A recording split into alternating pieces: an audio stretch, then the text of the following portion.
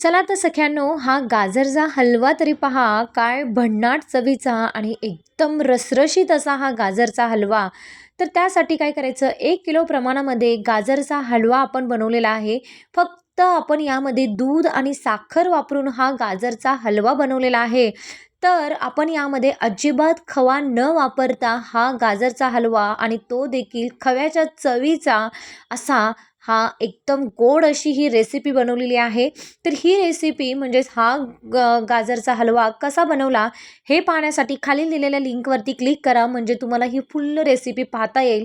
म्हणजेच कोल्हापुरी तडका या चॅनेलला नक्की सबस्क्राईब करा, म्हणजे व्हिजिट करा, म्हणजे तुम्हाला ही रेसिपी कशी बनवली, हा गाजरचा हलवा कसा बनवला हा डिटेल व्हिडिओ पाहता येईल.